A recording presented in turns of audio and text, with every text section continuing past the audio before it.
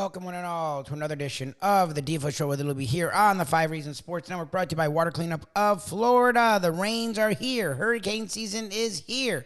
No worries. Water Cleanup of Florida has you covered with any water or fire damage. Call them 954-579-0356, 24 hours a day, 7 days a week. And I mean that. I texted. Look, we had issues with our townhouse. My wife and I had no idea what to do. I have been involved with Water Cleanup of Florida, and we said, you know what? Let's give them a chance. Man, reached out to them super early in the morning, as you know, we do our show in the morning, and that's when I had a second within hours, heard back from them, set up an appointment. The next day they were there.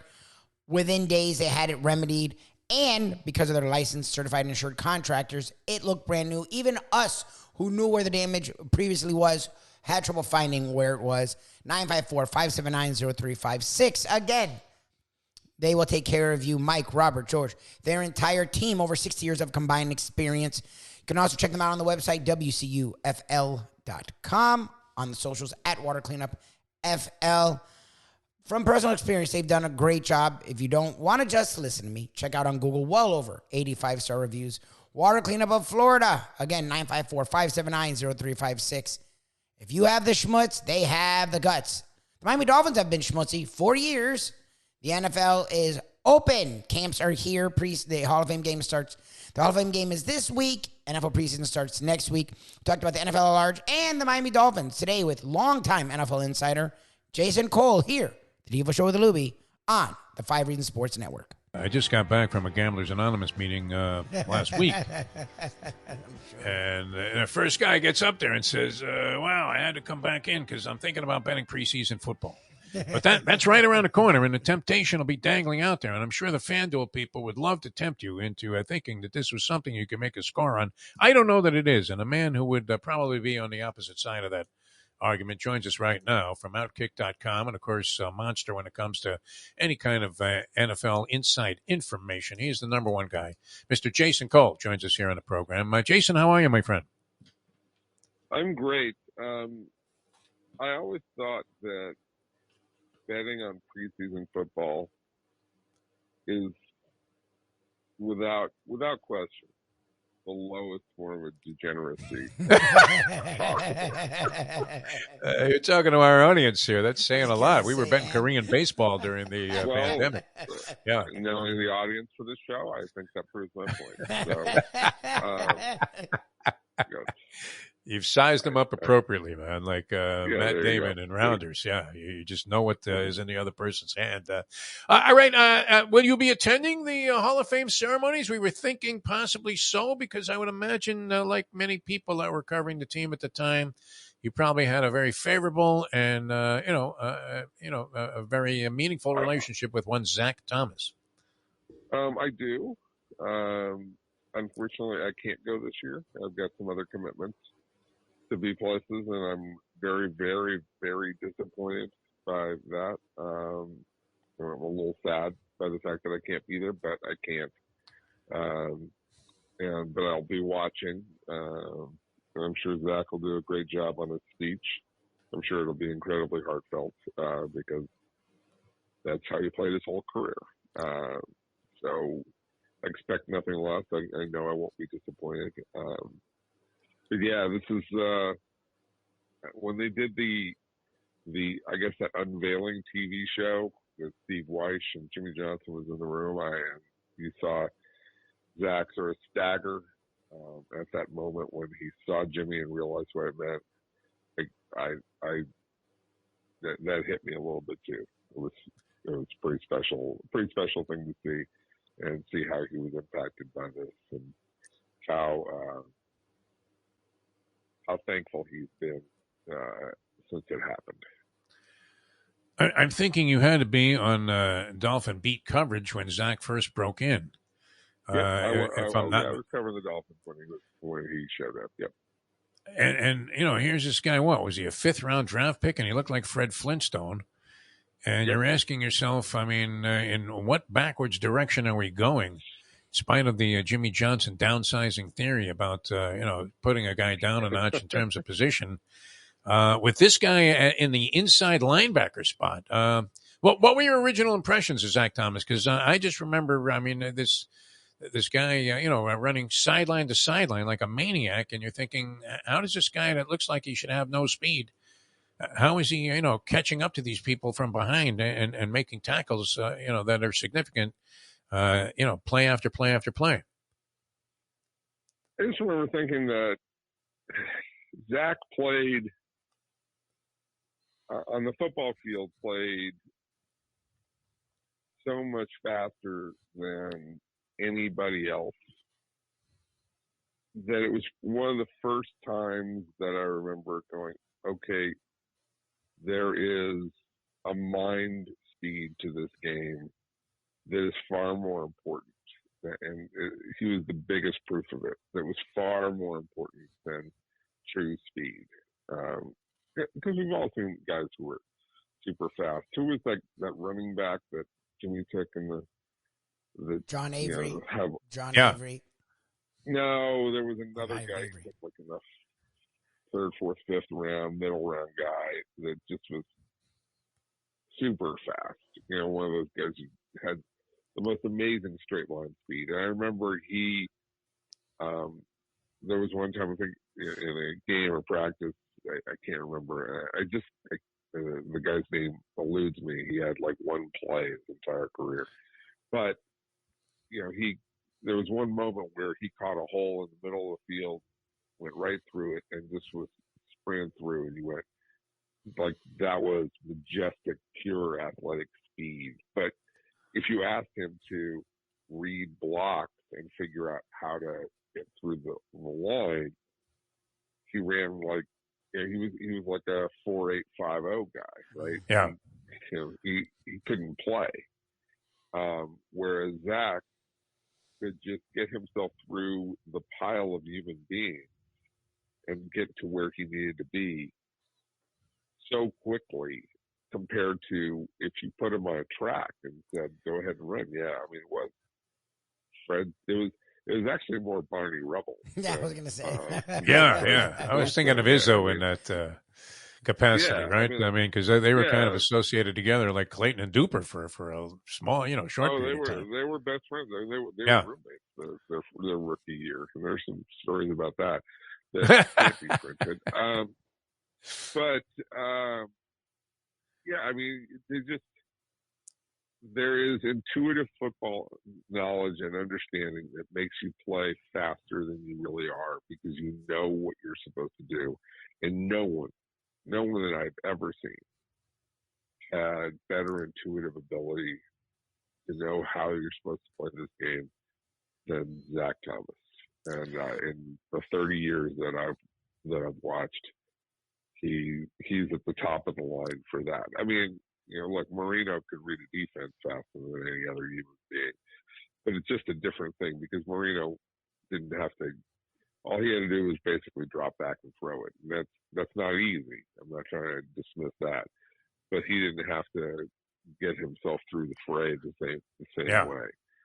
So it was a remarkable thing to watch. And then you could hit. And I still remember that interception. It's the most sublime play of all time. People just don't understand how remarkable it is from reading a defense and understand what was going on. That interception at the 1 yard line against the Raiders on a screen pass on a third down situation. We're just not supposed to do that, right? But he snags it at the 1 yard line and takes one step in and scores a touchdown. I've still never seen anything quite like it, where a guy, intercepts a screen pass like that. It just people don't understand like what goes into that play and understanding what's going on for that to happen. It wasn't like Mike Vrabel getting the information from Keith Byers and picking off Marino in that Patriot game. When he seemed to know where the pass was going before Marino threw it. Well, yeah. It was Ted Johnson, wasn't it? Yeah. Ted Johnson? Yeah. I thought it was Vrabel. Yeah. No, it was Ted. Vrabel was still with Pittsburgh, I think, at that time. But anyways, Yeah, but that was the one where they were using all their signals because Yes. buyers had told them what the audible signals were, and I remember Lamar Thomas sitting there going just throwing up his hands, going, I don't know what to do. They know our signals better than we do. Yeah. So, classic. That was another Belichick thing where he would always acquire a player from the team that he was meeting the following week. And, just happened to get the guy on the roster. And next thing you know, he's anticipating plays he was Bobby Fischer in a chess match there. All right. What do you think? Let's get into the season upcoming a little bit. I mean, the key issues would be what? I mean, is somebody going to knock off the Kansas City Chiefs? Are the Philadelphia Eagles going to come back and be as good as they were last year, maybe with a chance to win it all again with Jalen Hurts?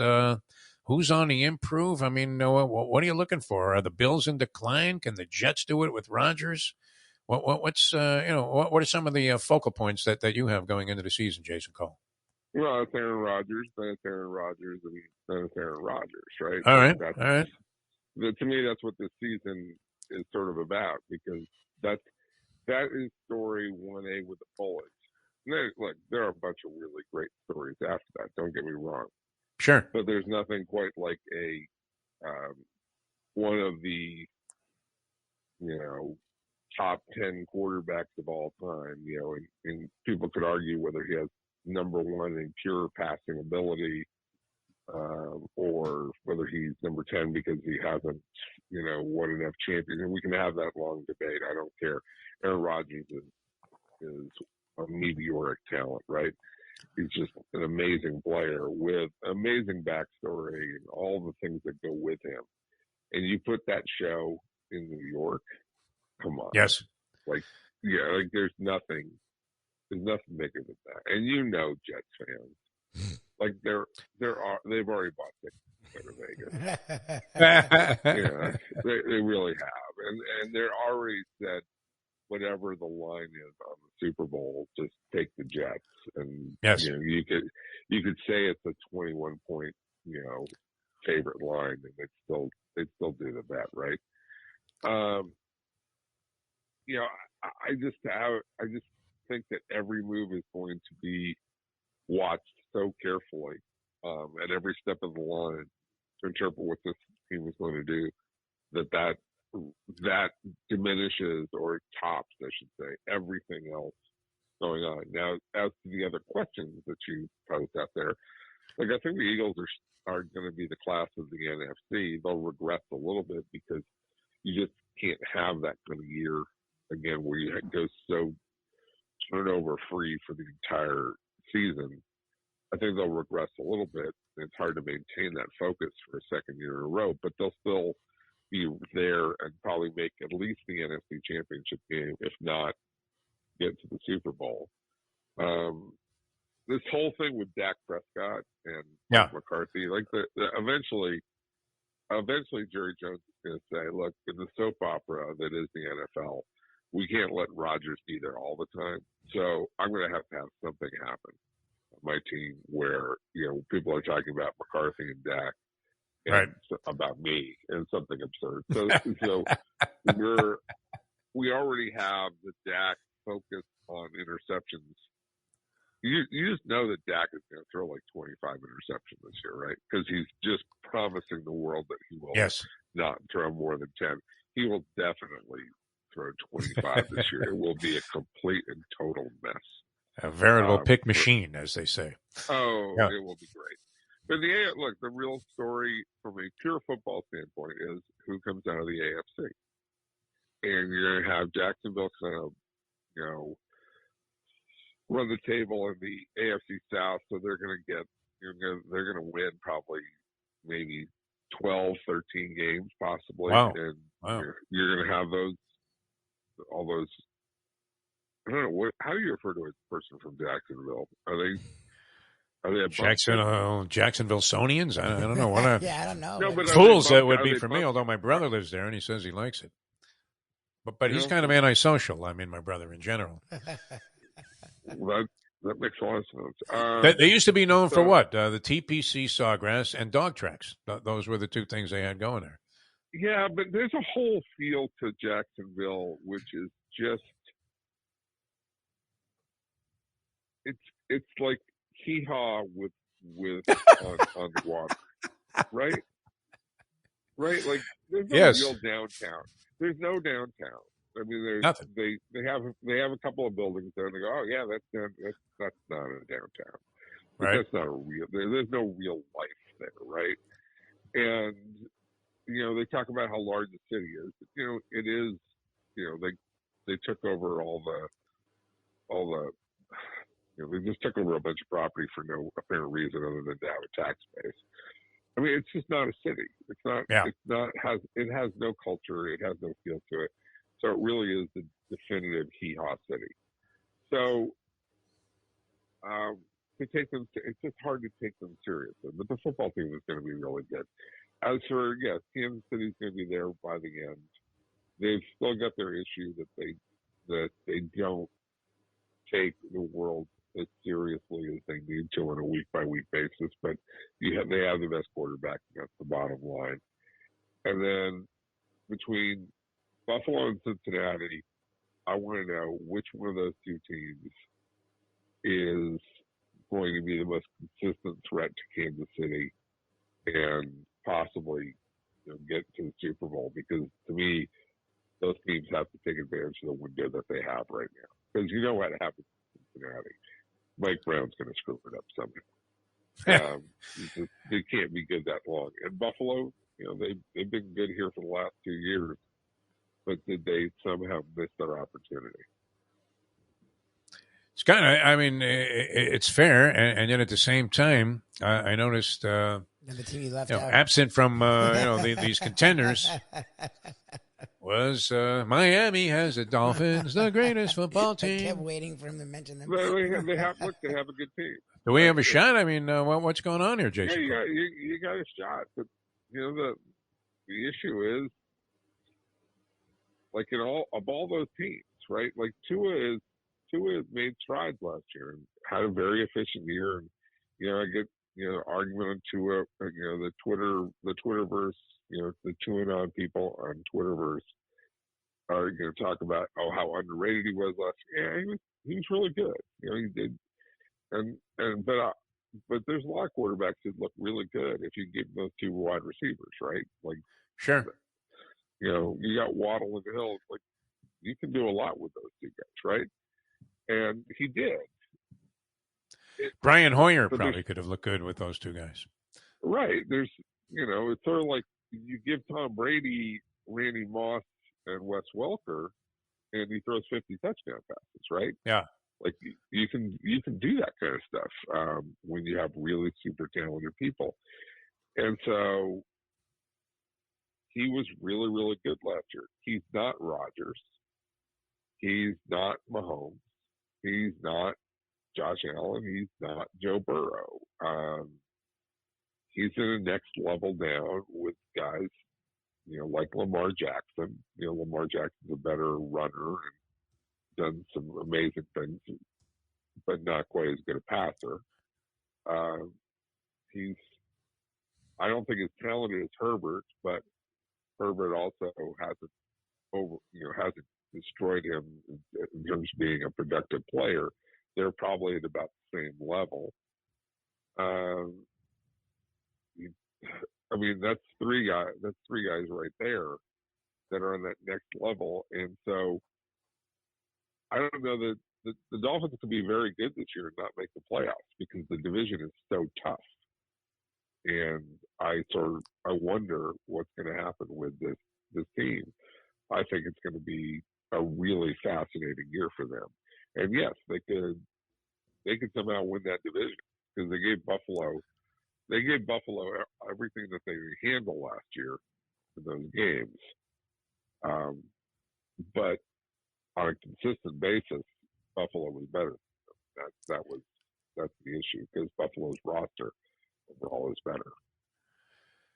All right, a couple of quarterbacks pop into the mindset here, thinking what kind of year are they going to have? Curious about your opinion. Does Deshaun Watson make a comeback?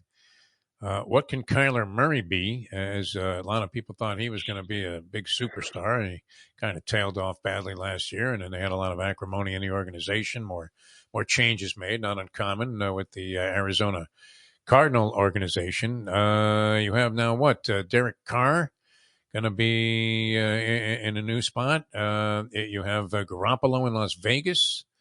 We don't know what's going to happen in San Francisco just yet. I mean, or whether Purdy comes back as strong as he was last year. Yeah. What do you think? I mean, let's start with Watson, and then of course you also have Russell Wilson. With Sean Payton opening up a big mouth about Hackett and how it wasn't his fault last year. Of those guys that kind of tailed off, Murray, Watson, Russell Wilson, who do you see as being the most likely to make a comeback to prominence? Well, Watson has the most talent.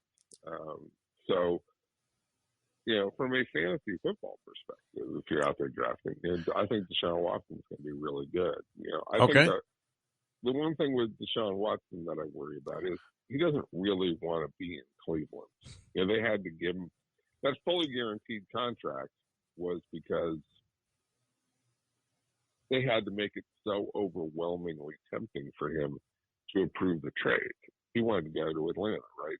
But all of a sudden Cleveland said, okay, we'll give you every single dollar, even though you might have done some things off the field that are concerning, right? Like it just was an absurd contract.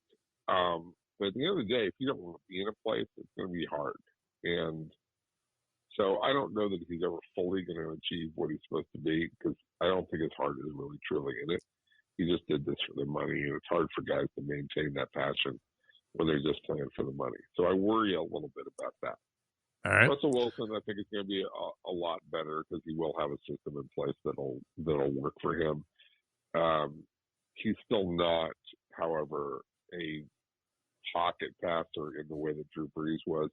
So it's not a perfect marriage between him and Sean Payton. It's a better marriage because, yes, Payton understands how to design an offense. And Payton has the gravitas to look at Russell Wilson and say, you're going to do it my way, or you're going to go to the bench because I don't care. I didn't make the trade for you. I'm not responsible for you. So, do it my way or don't. And he just has that kind of personality. Who are some of the other guys that we've mentioned? Kyler Murray, another guy. Yeah. All right. So I'll go with Garoppolo. Look, Garoppolo is a brain dead heaver. He's got talent, but he's just really nice guy. Will give you everything he's got, but just a guy. He's gonna get hurt somewhere along the line because he always gets hurt. It's the nature of who he is. Kyler Murray, I think his moment might be done. Depending on how his running ability is coming back off this knee injury.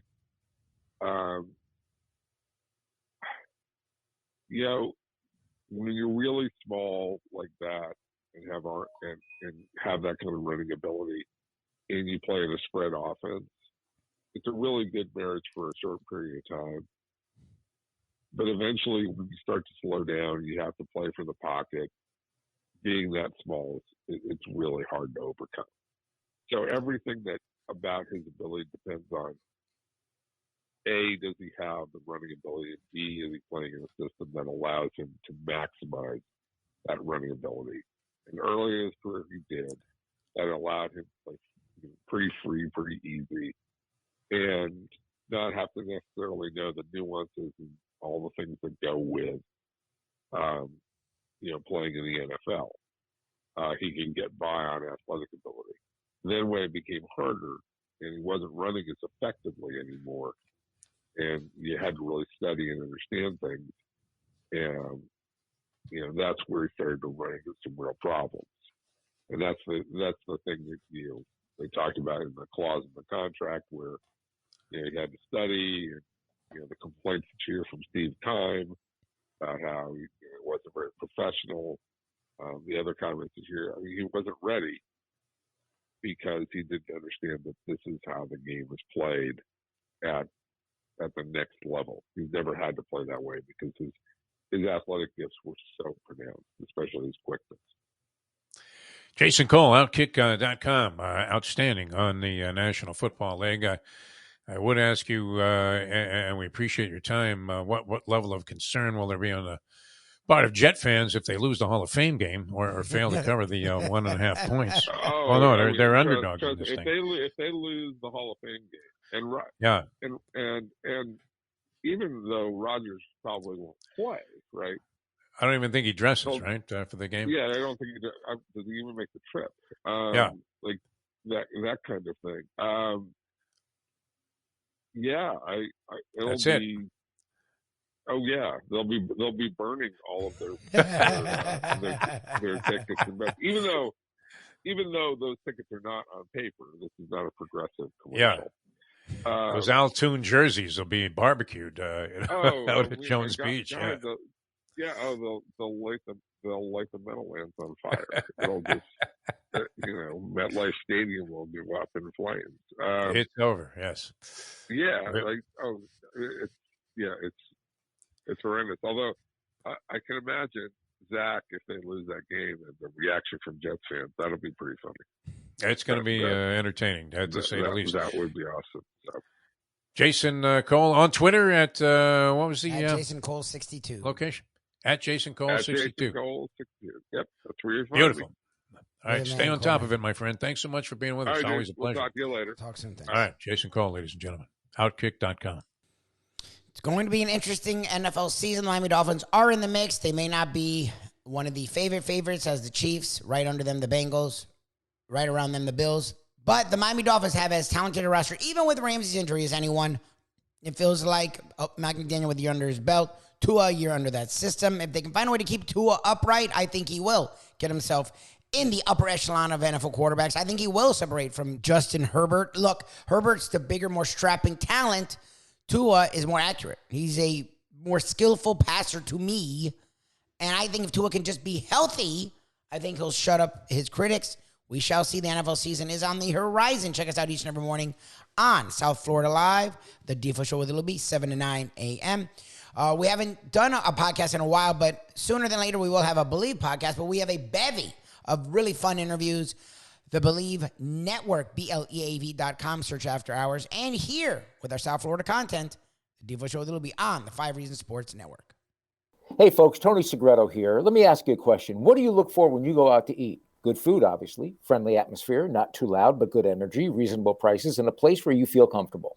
All those ingredients, no pun meant there, are hard to find unless you're talking about the Texas Roadhouse. You see, they encompass all of those attributes. Really, really good food, amazing atmosphere, good for a family, good for a date, or just a night out for yourself, and prices that will make you extremely happy. Their ribs unmatched, steaks hand-cut every day. Everything, and I mean everything, is made on site, including their incredible bread.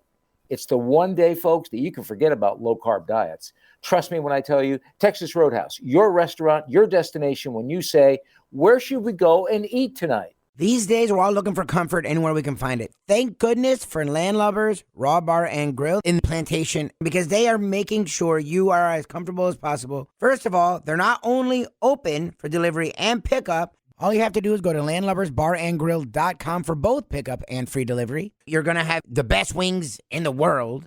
You're going to have a great burger. You're going to have their amazing soups. Again, Landlubbers, Raw Bar and Grill. It's nice and easy. Just go to landlubbersbarandgrill.com for both your pickup and free delivery. Thank goodness for Landlubbers for making you always feel right at home. Play the ponies in style at Champions, the outstanding simulcasting room at beautiful Hialeah Park.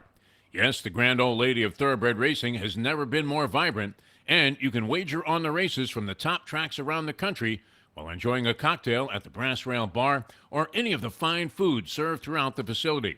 If poker is your game, you're covered in style, and you can play all your favorite Vegas-style games, including blackjack, craps, and roulette, in Hialeah Park's sizzling hot casino.